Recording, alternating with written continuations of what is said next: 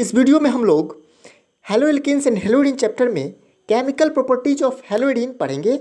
इससे पहले हम केमिकल प्रॉपर्टीज ऑफ हैलोएल्केन पढ़ चुके हैं। इसमें nucleophilic substitution reaction, electrophilic substitution reaction, reaction with metal और रिडक्शन, ये चार चीज़ हम पढ़ेंगे। और न्यूक्लियोफिलिक सब्स्टिट्यूशन रिएक्शन, उसमें रिप्लेसमेंट ऑफ OH ग्रुप भी पढ़ेंगे। इलेक्ट्रोफिलिक सब्स्टिट्यूशन रिएक्शन में halogenation, nitration, sulphonation, Friedel crafts में एल्काइलेशन, एसिटाइलेशन, ये पढ़ेंगे। रिएक्शन विथ मेटल हम हैलोएल्केन की केमिकल प्रॉपर्टीज़ में भी पढ़ चुके हैं, जिसमें हम ऊर्ज रिएक्शन पढ़े थे, जिसमें एल्काइल हैलाइड का रिएक्शन दिखाया था। यहाँ पे एराइल हैलाइड और एल्काइल हैलाइड दोनों का रिएक्शन दिखाएगा, जिसका नाम होगा ऊर्ज फिटिक रिएक्शन। दो एराइल हैलाइड लेके रिएक्शन दिखाएगा, जिसका नाम होगा फिटिक रिएक्शन। और रिएक्शन विथ मैग्नीशियम, जो हमने हैलोएल्केन में भी पढ़ाया था ग्रिग्नार्ड रिएजेंट के नाम से, वो भी इस टॉपिक में पढ़ेंगे। रिएक्शन विथ लिथियम, जो कि अनदर रिएक्शन है, और विलियमन रिएक्शन भी पढ़ेंगे। ठीक है, स्टार्ट करते हैं। न्यूक्लियोफिलिक सब्स्टिट्यूशन रिएक्शन जो होता है वो, उसमें हैलोएरीन जो होता है वो लेस होता है। क्या? हैलोएरीन जो होता है वो लेस रिएक्टिव होता है न्यूक्लियोफिलिक सब्स्टिट्यूशन रिएक्शन में एज कंपेयर टू हैलोएल्केन। ठीक है, ये किसी खास वजह से, चार वजह से होते हैं, जिसमें एक वजह है due to resonance effect, resonance effect के कारण। दूसरा होता है कि कार्बन हैलोजन बॉन्ड में हाइब्रिडाइजेशन में डिफरेंस होने के कारण। अब कैसे होता है ये? तो एल्काइल हैलाइड में CX बॉन्ड और एराइल हैलाइड में CX बॉन्ड, मतलब कि हैलोएरीन में CX बॉन्ड, इस दोनों के हाइब्रिडाइजेशन में अंतर के कारण भी हैलोएरीन जो है वो लेस रिएक्टिव होता है। तीसरा है कि repulsion between electron rich attacking nucleophile and electron rich arene. Electron rich nucleophile जो होता है वो भी इलेक्ट्रॉन रिच स्पीशीज होता है, और एरीन्स जो होते हैं, मतलब ये जो पार्ट है ये भी इलेक्ट्रॉन रिच है, और न्यूक्लियोफाइल जो होता है वो भी इलेक्ट्रॉन रिच होता है।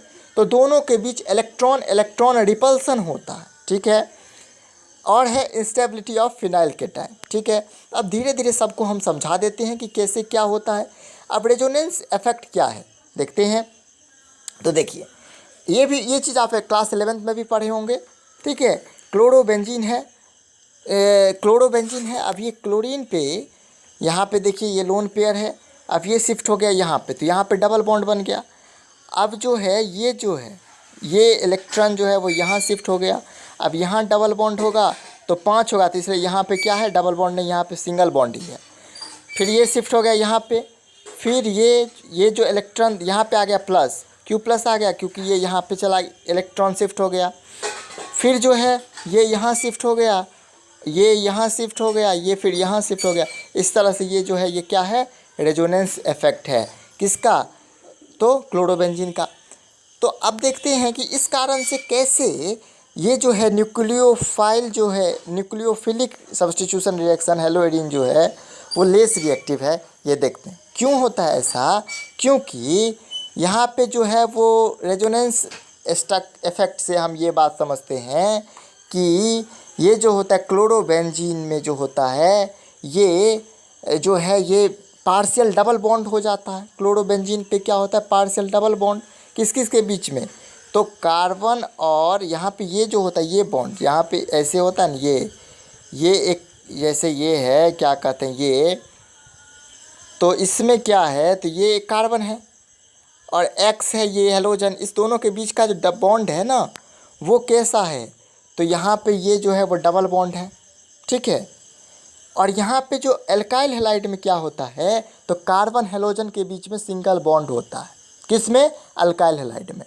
जबकि एराइल हैलाइड या फिर हम हैलोएरीन की बात करें तो उसमें क्या होता है, तो उसमें डबल बॉन्ड होता है, पार्शियली डबल बॉन्ड। तो पार्शियली डबल बॉन्ड जो होता है उसको तोड़ना ज़्यादा कठिन होता है सिंगल बॉन्ड के कंपैरिजन में। इसलिए क्या होता है, तो हैलोएल्केन्स मोर रिएक्टिव होता है हैलोएरीन्स के। ठीक है, दूसरा टॉपिक था हमारा दूसरा टॉपिक क्या था? तो दूसरा टॉपिक था difference in hybridization of carbon atom in CX bond. Carbon halogen के बीच में जो हाइब्रिडाइजेशन, कार्बन और हैलोजन के बीच में जो हाइब्रिडाइजेशन होगा वो डिफरेंस होता है किस किस में?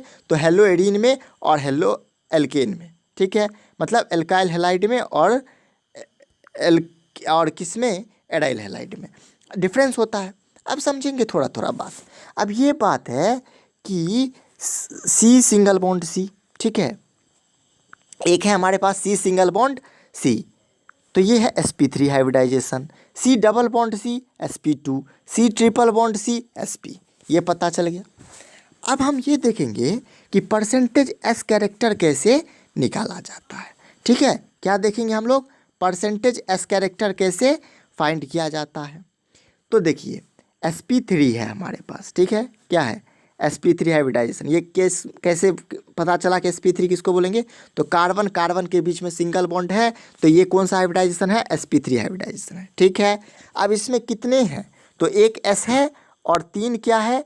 p है। तो टोटल कितना हो गया? 4, 4 टोटल है। टोटल को और नीचे लिखेंगे। अब s कितना है? तो 1 है। अगर परसेंटेज निकालना है तो हमें 100 से मल्टीप्लाई करना होगा। ठीक है, तो ये कितना होगा? 25। तो sp3 में परसेंटेज एस कैरेक्टर कितना होता है? 25। उसी तरह से sp2 में टोटल 3, एस कितना? 1/3 गुने 100 कितना होता है? 33.33। sp कितना है? टोटल 2, एस कितना है? 1/2 कितना हो गया? 50%। ठीक है, तो परसेंटेज एस कैरेक्टर किसका ज़्यादा हुआ जी? 33.33 ज़्यादा हुआ कि 25% ज़्यादा हुआ? तो सब बोलोगे क्या? 33.33।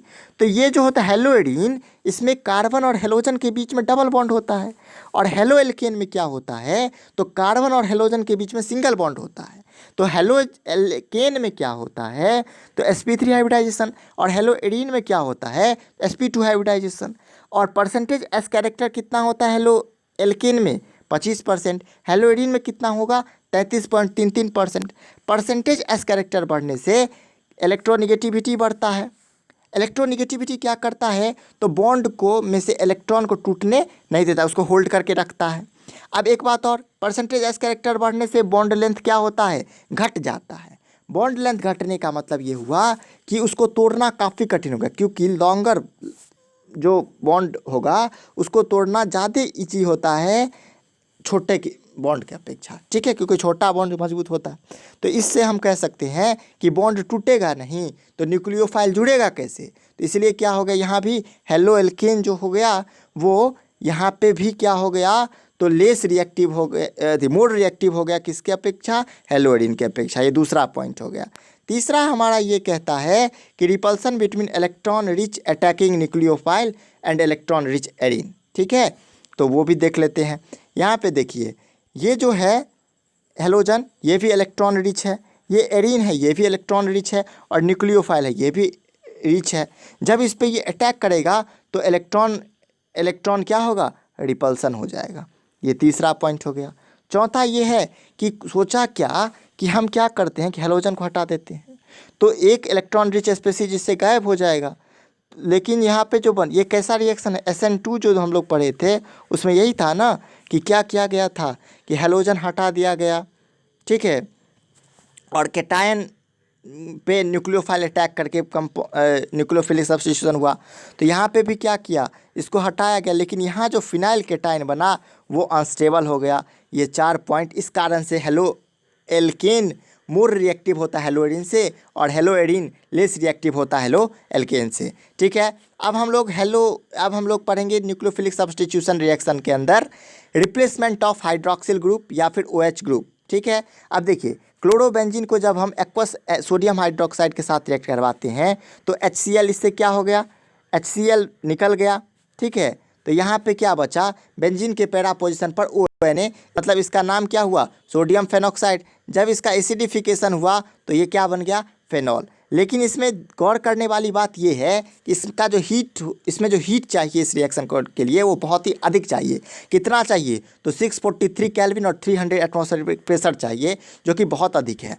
तो क्या करते हैं हम लोग? तो इस कंपाउंड में, क्लोरोबेंजीन में कुछ इलेक्ट्रॉन विड्रॉइंग ग्रुप EWG को जोड़ देते हैं। जब हम क्लोरोबेंजीन में एक NO2 जोड़ें तो इसका जो हीट चाहिए वो कितना हो गया 443 केल्विन। पहले सोडियम हाइड्रोक्साइड के साथ, उसके बाद उसका एसिडिफिकेशन तो फिनॉल, और ये जो NO2 है वो वहीं का वहीं रह गया, तो हीट कितना कम गया ना। फिर देखिए अगर 2 NO2 को जोड़ा गया, 2 NO2 को जोड़ा गया और यहाँ पे तब कितना हो गया 368 केल्विन, और पहले NaOH के साथ रिएक्ट, फिर एसिडिफिकेशन, क्या बन गया फिनॉल, लेकिन जहाँ पे NO2 जोड़ा गया वहीं जोड़ा ही है। ठीक है। अब अगर हम क्लोरोबेंजीन में 3 NO2 ग्रुप जोड़ते हैं और तो उसको वार्म वाटर के साथ रिएक्ट करते हैं तो वो बन जाएगा फिनॉल, और वही NO2 ऐसे ही जुड़ा रहेगा। ठीक है। अब अगर सवाल उठता है कि क्वेश्चन अगर पूछता है कि conversion chlorobenzene to phenol and vice versa, मतलब क्लोरोबेंजीन से फेनॉल बनाना है और वाइस वर्सा, मतलब उससे फिर फेनॉल से क्लोरोबेंजीन बनाना है, कैसे बनाएंगे? ये बहुत ही अच्छा क्वेश्चन है। तो हम क्या करेंगे, क्लोरोबेंजीन को एक्वा सोडियम हाइड्रोक्साइड के साथ रिएक्ट करेंगे, फिर सोडियम फेनॉक्साइड बनेगा, उसके एसिडिफिकेशन से फेनॉल बनेगा, और फिर फिनॉल को जब हम जिंक डस्ट के साथ करते हैं तो बेंजीन बनता है, और उसका जब क्लोरीनेशन करते हैं एनहाइड्रस AlCl3 के साथ तो क्लोरोबेंजीन बनता है। Thanks for watching this video.